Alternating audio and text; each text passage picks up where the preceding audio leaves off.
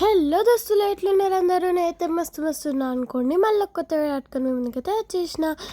So previous వీడియోలో నేను చెప్పిన కదా, నెక్స్ట్ వీడియోలో క్రాకర్స్ కాలుస్తాము. ఆ వీడియో నేను మీతో నెక్స్ట్ వీడియోలో షేర్ చేసుకుంటా అని. సో ఆ వీడియో పట్టుకొని మేము ముందుకైతే వచ్చేసిన. ఫస్ట్ దీపాలను పట్టుకొని ఫుల్గా అయితే ఫొటోస్ దిగినాము. నేను, మమ్మీ, అత్త, అమ్మమ్మ, తాత అందరం కలిసి. దాని తర్వాత కిందికి పోయినాం క్రాకర్స్ కాలుద్దామని. మా తమ్ముడు వాళ్ళ ఫ్రెండ్ కలిసి అయితే మస్తు కాల్చిరు క్రాకర్స్. మామ, అత్త, మమ్మీ కూడా చాలా బాగా కాల్చిరు. అమ్మమ్మ, తాత కూడా ఇక లాస్ట్ కిందికి వచ్చి ఫ్లవర్ పాట్స్ ఇంకా గ్రౌండ్ చెక్కర్స్ అయితే కాల్చిరు. అసలు మనం దివాళీ ఎందుకు సెలబ్రేట్ చేసుకుంటామో మీకు తెలుసా? చాలామంది డిఫరెంట్ టైప్స్లో అయితే స్టోరీ చెప్తారు. నాకు తెలిసింది నేను చెప్తా. ఒకవేళ తప్పు అయితే సారీ అండి, ఏమనుకోకండి. ఆ మిస్టేక్ని నాకు కామెంట్ సెక్షన్లో అయితే కరెక్ట్ చేసేయండి ప్లీజ్. మనకి రావణుణ్ణి చంపేసి లంక నుంచి సీతమ్మని రాముడు తీసుకొస్తాడు. తీసుకురావడానికి కొన్ని డేస్ అయితే పడుతుంది. నడుచుకుంటూ వస్తారు కదా. కొన్ని డేస్ అయిపోయాక లంక నుంచి సీతమ్మని అయోధ్యకు తీసుకొచ్చిన సందర్భంగా అక్కడున్న ప్రజలందరూ కలిసి దీపాలతో స్వాగతం పలుకుతారు వాళ్ళకి. అప్పట్లో ప్రీవియస్ టైమ్స్లో మనకి ఓన్లీ దియాసే ఉండే. ఇప్పుడు కొత్తగా మనకైతే క్రాకర్స్ ఇవన్నీ వచ్చినాయి. గాయస్, దీనివల్లనే పొల్యూషన్ అయితే చాలా ఎక్కువ అయిపోతుంది. క్రాకర్స్ కాల్వాలి కాదంటలేను, కానీ ఒక లిమిట్లో కాల్వాలి.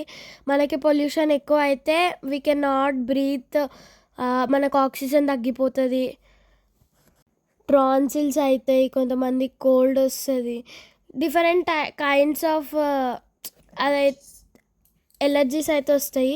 So be careful. పడని వాళ్ళైతే అస్సలు కాల్చకండి క్రాకర్స్. ఇక్కడ మా మమ్మీనైతే మస్తు డేర్ చేసింది. ఏ ఇయర్ క్రాకర్స్ కాల్వలేదు. రీల్ చూసినందుకు ఆమె డేర్ చేసి పెద్ద పెద్ద క్రాకర్స్ని చేతిలో పట్టుకొని కాల్చింది. మావైతే నోములు, పూజలు, సత్యనారాయణ కథలు, దొంతులు ఇవన్నీ ప్రోగ్రామ్స్ 1 by 1 అయిపోయినాకనే మేము నైట్ వాన పడైతే స్పాయిల్ చేసింది కొద్దిసేపు. కానీ మేము ఏమాత్రం డిసప్పాయింట్ కాకుండా కిందికి వెళ్ళి ఆ రెయిన్లో కూడా క్రాకర్స్ అయితే కాల్చినాము. క్రాకర్స్ కాల్వడం అంటే నాకు చాలా ఇష్టము. ప్లస్ ఎంత ఇష్టమో అంతే భయం కూడా. ఎందుకంటే అది ఒకసారి చేతికి కాలితే చాలా డేంజరస్ క్రాకర్స్. కాబట్టి నేను అస్సలు కాల్వా. అప్పటికి భయపడుతుంటే మా అమ్మనే తిట్టి ఒక ఫ్లవర్ పాట్ అయితే పెట్టించిండు. దాన్నే వీడియో తీసిండు నాకు తెలియకుండా. నేను అదే స్టోరీ పెట్టుకున్నా. ఇక్కడ దొరికింది మమ్మీ.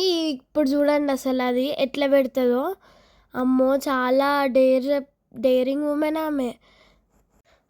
అమ్మమ్మ కూడా నేను కిందికి రాను క్రాకర్స్ కాల్వని అన్నది, కానీ లాస్ట్కి మా అమ్మ వెళ్ళి తీసుకొస్తే కిందికి వచ్చింది.